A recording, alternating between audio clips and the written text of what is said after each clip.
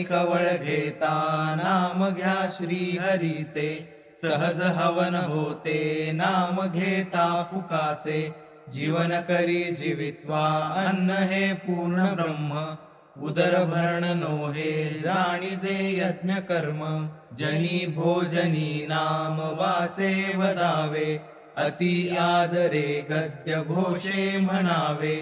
हरी चिंतने अन्न सेवित जावे, तरी श्री हरी पाविजे तो स्वभावे,